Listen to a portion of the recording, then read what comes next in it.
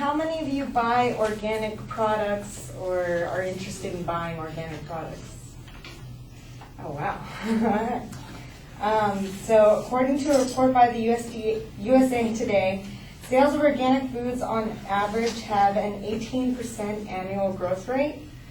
The report also stated that over the past 3 months, 70% of shoppers bought something that was organic. The methods used to grow and process and handle food is what defines being organic. Some of the main purposes behind the organic lifestyle are to eliminate the use of chemicals hazardous to human health, eliminate methods of cultivating that negatively impact the environment, increase jobs and support local communities, preserve natural resources and wild habitats, and create a sustainable means of providing food for the masses. These organic methods of cultivation include crop rotation, crop cover, and use of manure and plant waste for fertilization. The United States Department of Agriculture is a government agency that defines what makes a product organic and regulates organic claims used on products' packaging. According to the USDA in 2002, organic food is produced without using most conventional pesticides, petroleum-based fertilizer or sewage-based fertilizers, bioengineering, or ionizing radiation.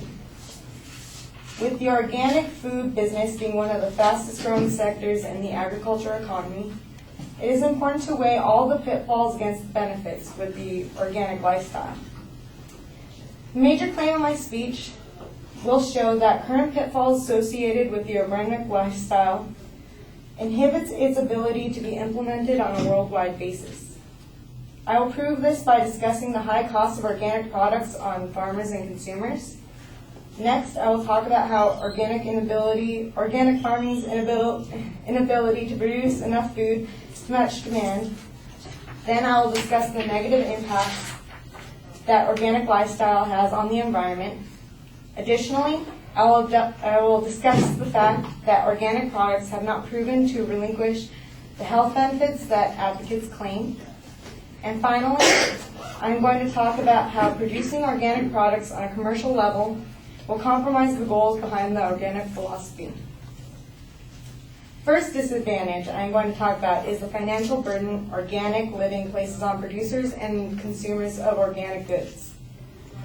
One reason for this is that producers of organic goods are not well compensated given the producer's time, effort, and money involved.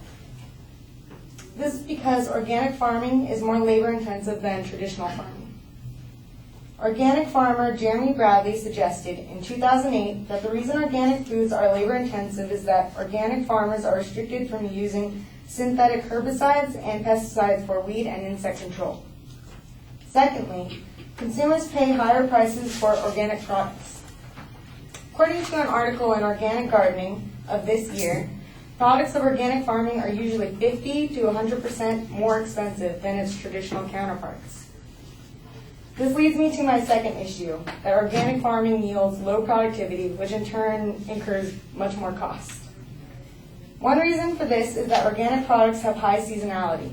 In 2002, Bethany Fong of the Department of Family and Consumer Sciences stated, crop rotation prevents organic produce from being produced all year long, which means that unlike conventionally grown produce, organic foods may not be available during any given season. Also, there are challenges to increase organic crop yields, such as methods used for cultivation subject the soil to water and wind erosion.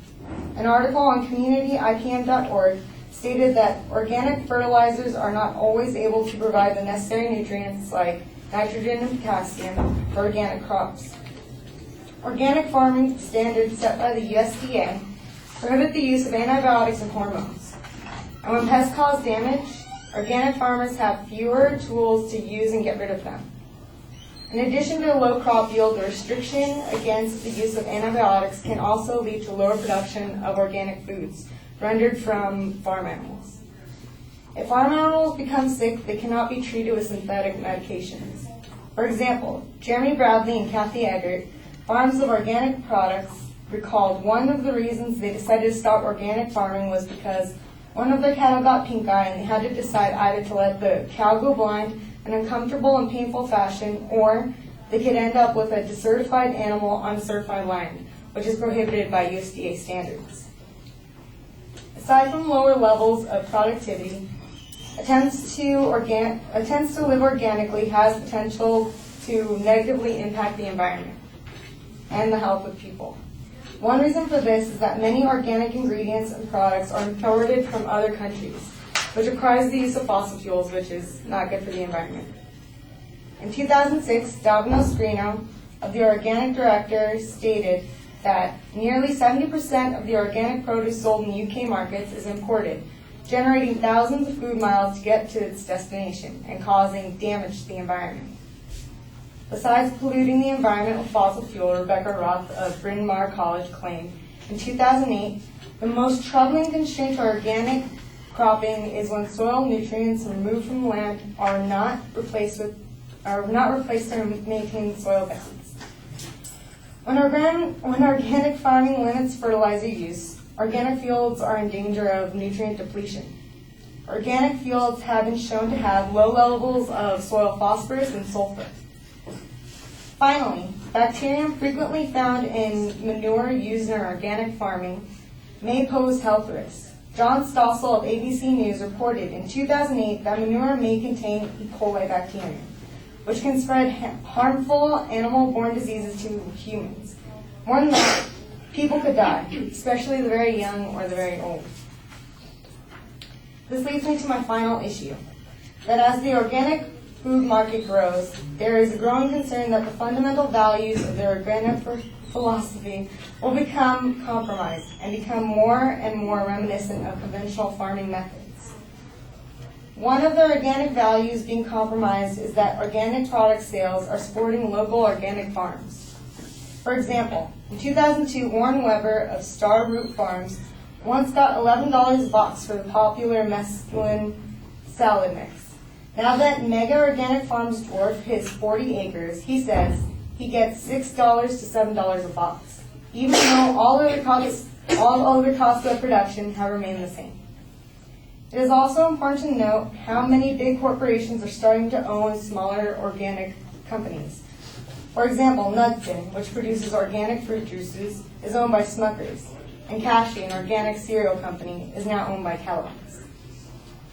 Given that I showed you how organic living incurs high costs for producers and consumers, the organic farm produces less than what is in demand, the potential risk it has on the environment and health, and finally, how maintaining organic values will be difficult if the organic market does end up going mainstream.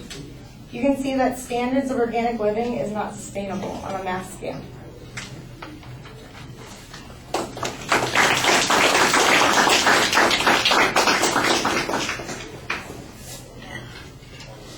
All right, the proposition's very clear, but it comes a minute and 45 into the speech, which is kind of late, and I think you need to get to it a little bit earlier. I know you're setting up a lot of background information, but one of the problems then becomes that everything is backloaded. You go 2 minutes overtime, that becomes a problem. Today it's probably not that big an issue, but when we do debates at the end of the term, everybody has to stick to the time limits, and we're going to have you cut off when your time is up, because it's not fair that somebody has, let's say, a 6-minute response to your argument and you got 8 minutes to give the response. So we have to be equitable on those kinds of things. I thought you did a nice job outlining what the issues were and signposting inside, although there was one place where it seemed like we had 2 second points back to back. And it may simply have been that one of those points was, a second point under your first point, and then you went to the second point, but it was a little bit confusing. I thought you did a good job creating background for the subject. It's easy to follow. You had very good illustrations and information. You did an excellent job of citing your evidence and consistently giving us dates and names and qualifications of the people that you're citing. So all of the evidence stuff is really very solid. I thought that you did a pretty solid job on presentation, although sometimes you have to read a little bit more. I think that's in part because you have so much quoted material. It hurts your eye contact a little bit. Of course, the hat doesn't help either. I'm sure it's good for your hair, but it does prevent us from seeing you sometimes. And like I said, it's substantially overtime, so that becomes a wee bit of a problem. All right, thank you.